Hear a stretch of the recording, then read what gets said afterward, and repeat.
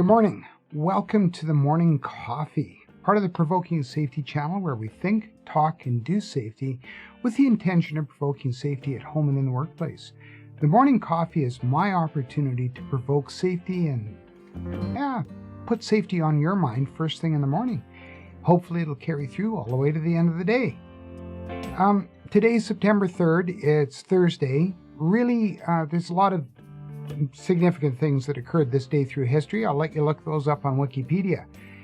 Suffice it to say, here in Calgary anyway, kids have been back to school for a day. They're headed off to their second day of school. And, as a result, a lot of parents are returning back to work. A lot of organizations have called people back into work. But something unique I'm just finding out about is there's still a lot of people working from home.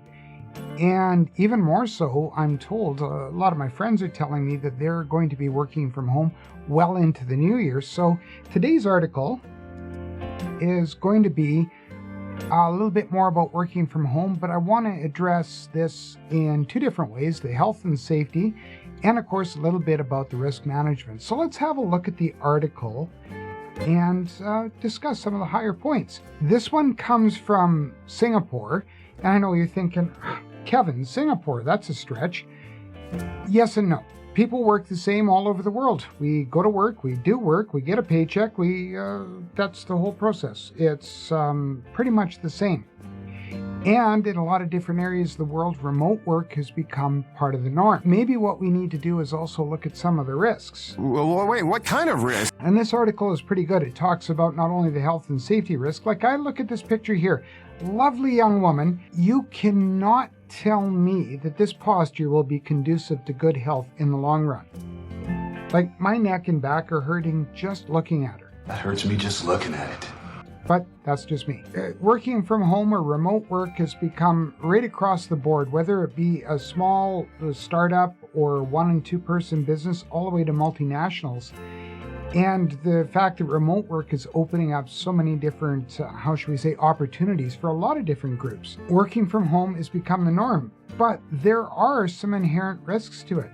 We can look at the cybersecurity risk. And, there's lots of different issues with this. A lot of small organizations are using their regular Gmail, for instance, or not that there's anything wrong with Gmail, that's far from it. That coupled with the fact that people are using their home Wi-Fi as well. And the article talks about how VMware found that there's a lot of people in the US were prone to cyber attacks just due to the COVID-19 malware issue and other phishing incidents. They do well talking about where IT managers can set up firewalls within their organization. By all means, they can.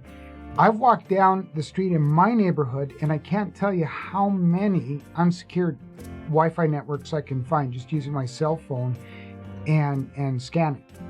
It's amazing. It's amazing the amount. Like, I don't log into anybody's. I've got my own and I've got a lot of data.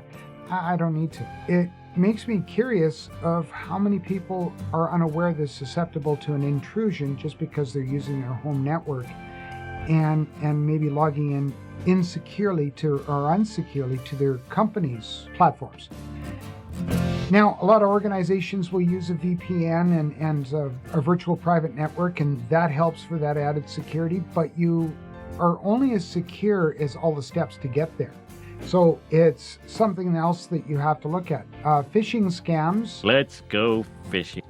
As well are bad, especially if people are using a work computer, but also checking their home email while they're working, etc., and not using 2 different computers, and everything's being piled onto one. Puts your organization, the employees, and the whole works susceptible to a lot of harm and a lot of risk. It's important as employers that you establish grounds and standards on how your employees are going to work from home, especially if they're using your device. If you're not using a VPN, get one set up. If your employee has and maintains their own private email address, make sure that they're checking it on a separate device or using a webmail platform like Office 365 or Gmail, etc., because that can help in a lot of ways. It gives you an extra layer of protection. The other thing is you can get insurance, and the article, I'll leave a link below. The article talks about cybersecurity liability insurance.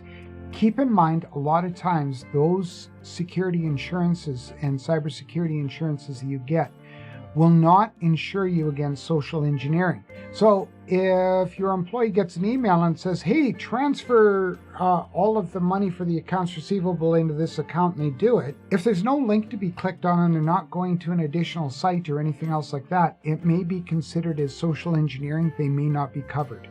Make sure your insurance you do address everything and consider all the risks built into your insurance.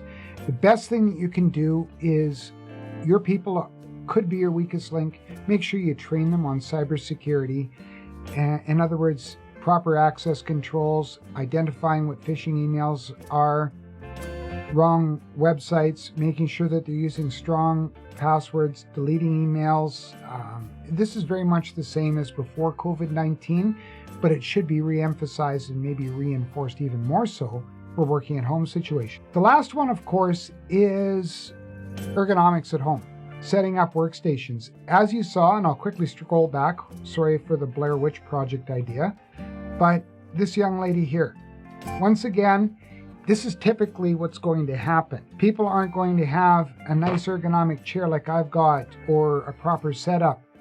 They're a lot of times going to be working from their kitchen table with their laptop, and that's it. Maybe their laptop and maybe their cell phone. I'm not sure what's going to happen, and there's a lot of different articles on the internet right now about musculoskeletal injuries and where you're getting them from performing the work at home but performing the tasks on behalf of the employer. I'm just going to have to wait and see where that all falls out. I can only hazard to guess that there's going to be some claims are going to be accepted, some are going to be rejected.